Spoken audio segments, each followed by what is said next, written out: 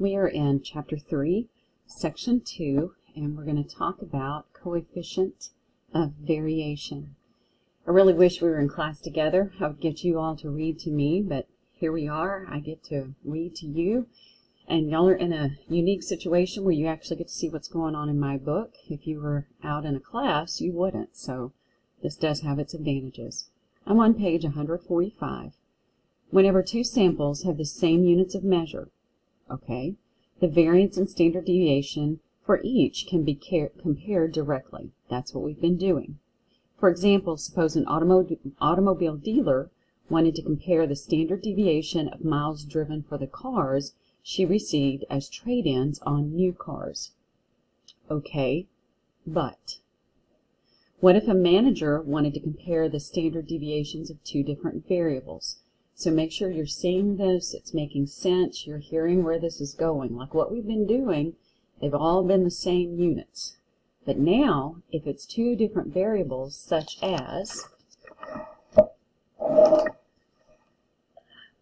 we are, the number of sales per salesperson over a 3-month period, and the commissions made by these salespeople. Okay, wait a minute.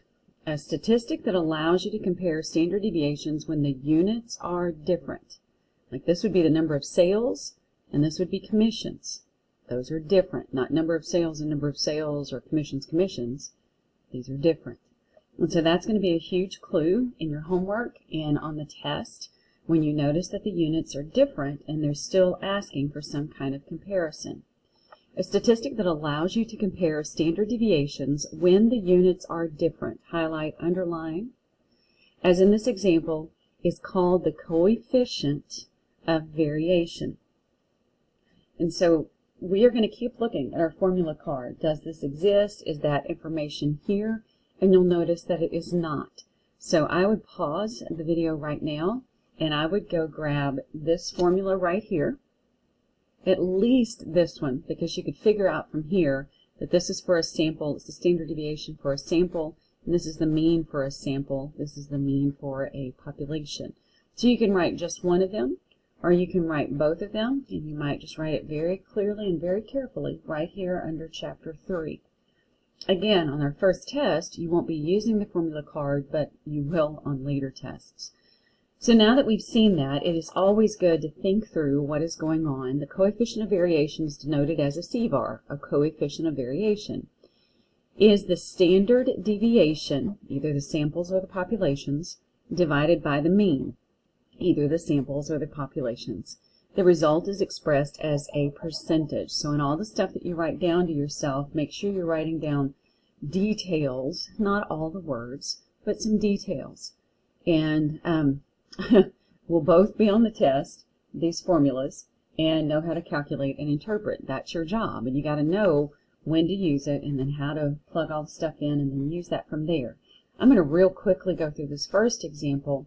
I'll slow down a bit on the second one, and then you should go back and try to do both of these like, I like these long sticky notes. I would grab a long sticky note, and I would do something like this. We can even do it right now. And then go back and try to do the whole question on the sticky note without looking at your notes. So in this one it says there's a mean of the number of sales of cars over a 3-month period. Boy, that's a lot.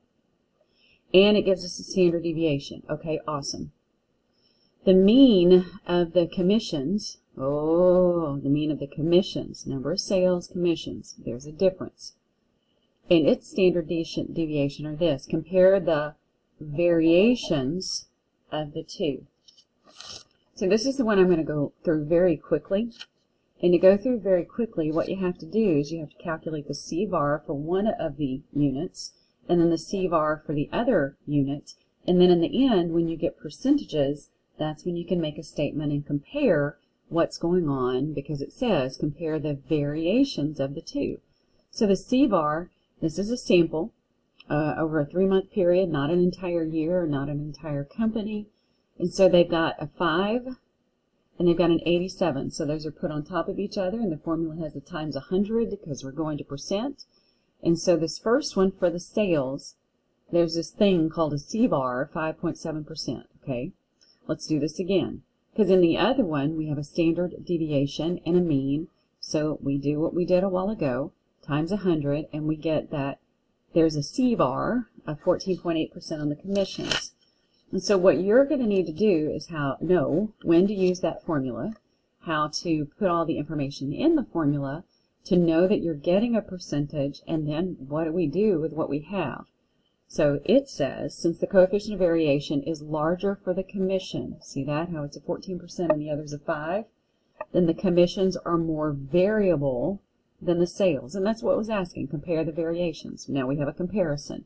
Commission variability is more than the sales. And if you want to go and say it's, almost 3 times as variable, this is about 5-ish, that's about 15-ish. However you would like to say that, but be practicing how you would say sentences in the problems that you and I are doing. So here's another one, and I'd like to go a little slower on it, on the roller coasters. That's funny, because roller coasters go faster. Ha ha. The mean, okay, here we go. I'm going to start underlining some pieces of information. For the 5 fastest wooden roller coasters is this miles per hour. And the variance. And if we go back to our formula up here, we don't need variance, we need standard deviation. So I just got to keep in mind, I know how to do that. I know how to get from variance to standard deviation. I just have to hit it with a square root key. Let's see what happens in this next one. The mean for the 5, okay, this was the 5 fastest. These are the 5 tallest. That's different. One's miles per hour, one's going to be in feet or meters or something like that. Oh, it's in feet. And so it gives us the 5 tallest, the mean is this, and the, here we go again, variance, not what I need for my formula, but no big deal. Same kind of comment, compare the variance of the two. So I have to do a CVar on both, and I'm already aware that they gave me variance, and I need standard deviation. I didn't cut my phone off. I've had it off, and then I've cut it back on, and now it is off again. So this first CVar is talking about the fastest. So I'll go ahead and write this out here, the fastest of them. So we have to take the variance, which is 2 76/100ths, but we don't want variance for the formula, because the formula up here tells us that we want standard deviation. So all I got to do is a quick square root, and that one's exactly what I need, and that's what they already have in the formula, square root of the variance. I do need to put it over the mean. It said the mean. The mean is 69 16/100ths. So when I divide, multiply by 100, I get that the fastest one has a 2% on its variance. Variability. And then the same thing here, they gave me again the variance. I just need to put it under a square root, take care of that, divide it, times 100, and we get about 7% on the tallest. And then we need to practice making some kind of comment. So 2, wow, that's like 7's almost over, 3 times as much.